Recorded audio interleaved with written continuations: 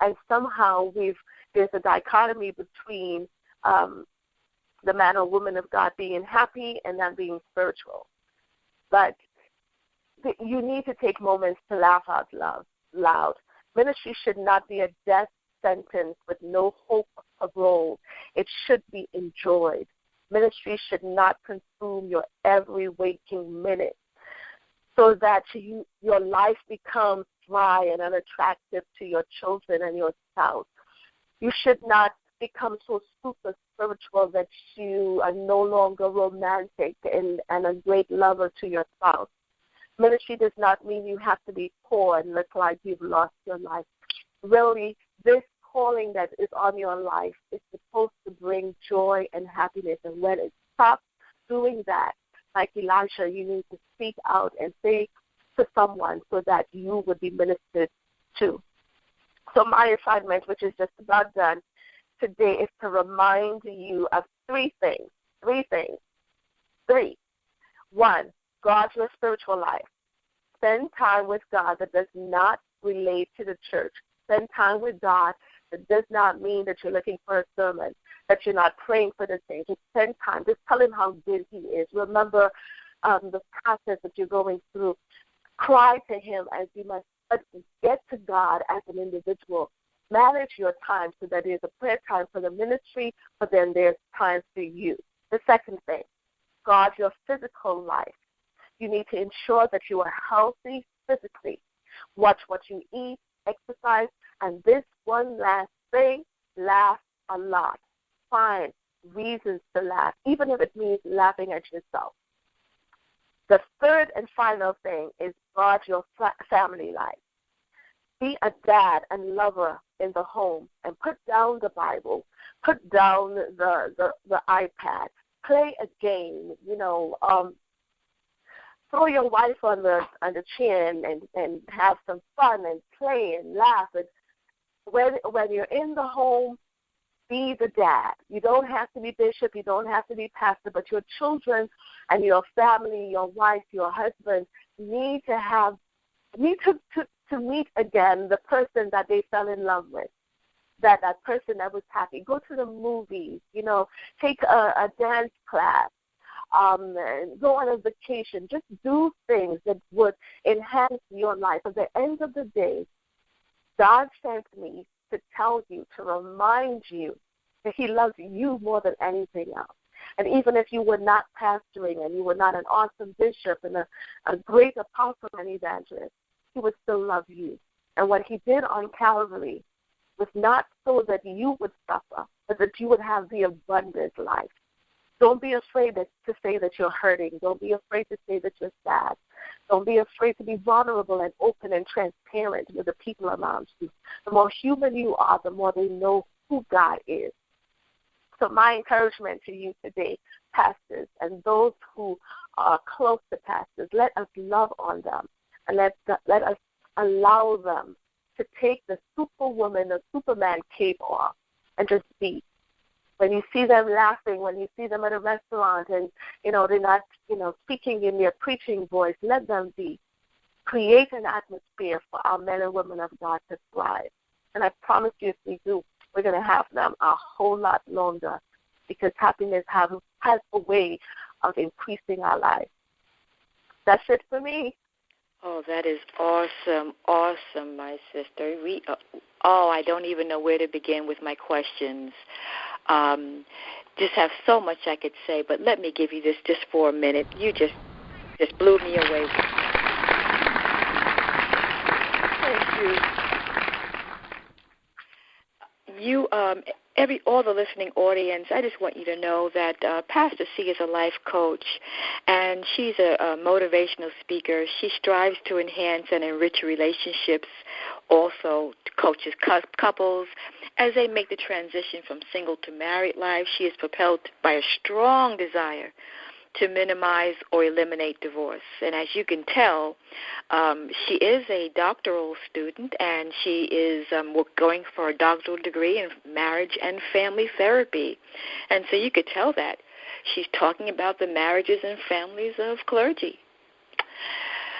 What would you like to say to someone a pastor who is divorced, are you saying that divorce is a sin, or do you believe? Just tell us your position on that. Well, this is a controversy. I don't believe that it is. Now, when people say sin, it is something that you're. It in my mind, it equals hell, and there's just so many reasons that people get divorced.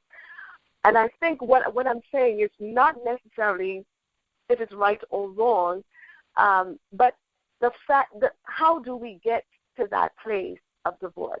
When I say that pastors have been divorced or they're in their second marriage or the third marriage, this is not in condemnation, but it's really like a red flag to say we need to spend time to understand why it is happening. Why are people finding themselves in relationships, although you love God with all your heart, we preach and we counsel people, but something is amiss in our own personal relationships. And we need to pause to see what that is. We've covered it with a blanket of prayers. It's like that song by Andre Crouch. It says, Jesus is the answer. The problem is nobody's asking me what my question is. And maybe if you ask me what my question is, I may say I need a cup of water, and then you would be able to just give me that cup of water. We don't need to pray about it. That's right. But what has happened is that we have a blanket of that we throw over that allows us not to deal with the issue. So I'm not saying that divorce is wrong. There's so many reasons people get to that place. Sometimes it's a lack of counseling. There's sometimes, in terms of abuse and everything else. I'm not here to make a judgment. What I'm saying is, can we find the reason? I have been divorced, and when I got divorced, and this is why nobody likes me on radio, because I become so transparent, but I really believe that the way to help people is to really be real, and not to just kind of wear a mask. But nothing prepared me for divorce, nothing at all. My mindset was till death do us part, and when it did happen, I spent some time with God. And while I can say my ex-husband did blah blah blah, I needed to pause and say, what did I contribute to the demise of this relationship? Because if two people are together, it's because they want to be together. And if two people are apart, it's because they made a decision. And I may have contributed 5%, 3%, 30%.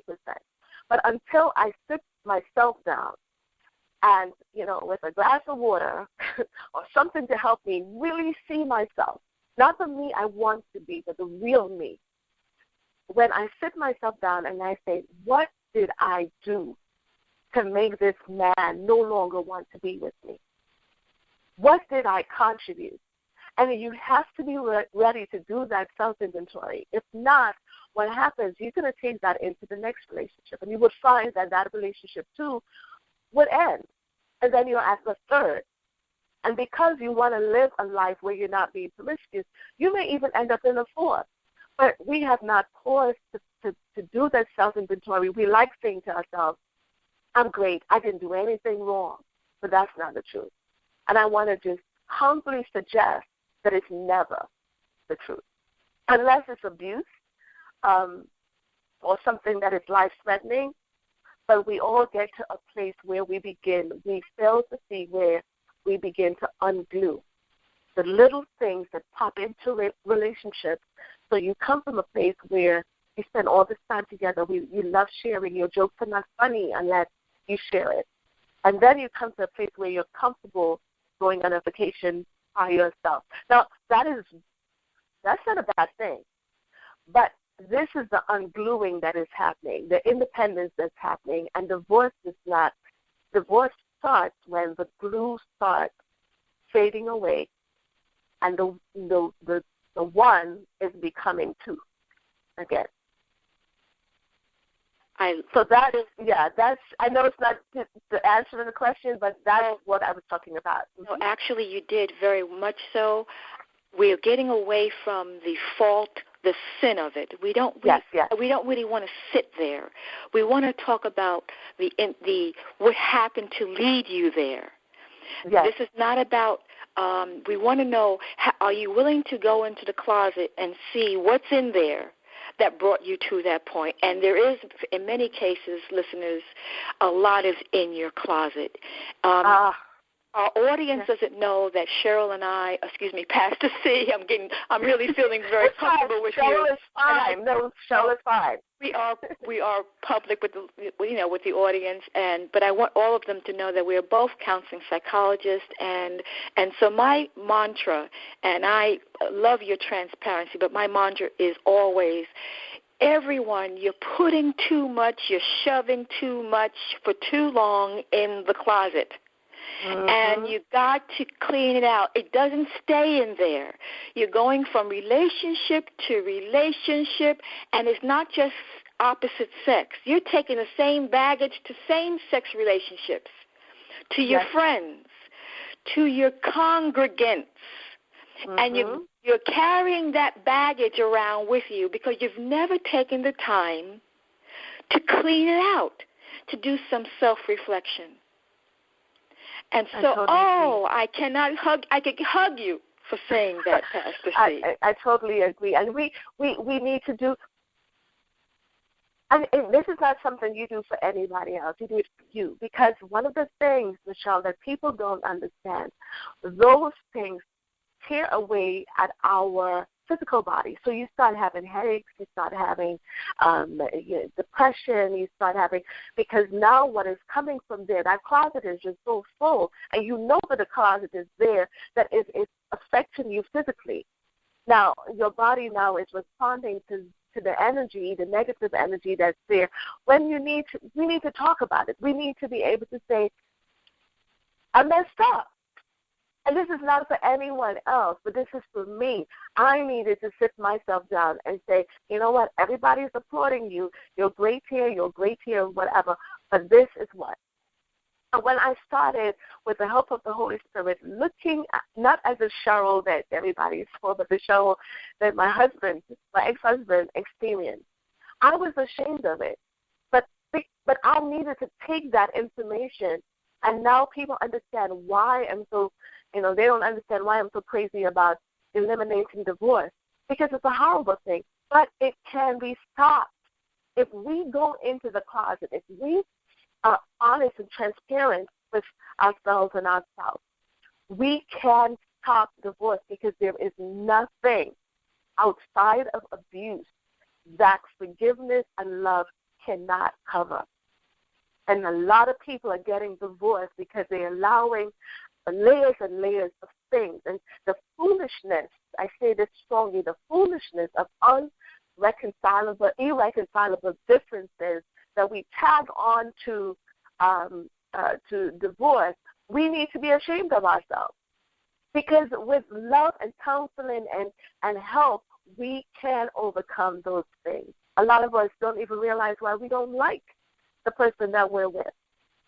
And it's just a matter of working through, like Elijah said, I'm in a tough spot. We allow it to fester for a long time. We there's so many marriages right now. There are people who are married and totally unhappy. There are people in the clergy, they're married, they sleep in different rooms, and not realizing the effects of this on the children, who right now we have a generation who are not attracted to marriage. They're not. They're in the church, but they're not attracted to marriage, not like we were, because they live in homes and they see and hear what we say on the pulpit, but they live in the homes and they see the detachment of their parents, and they make a vow that they don't want that for themselves. So the solution has to come with the right conversation. We need to talk. We need a forum where we can take the mask off and have the conversation. I am not impressed with people telling me that they've been married for 40 years. I want to hear quality, not quantity. And until we address that in ministry, because that is where the enemy is coming now. The enemy is coming into our churches and affecting our families. He's not coming the way that he normally would come.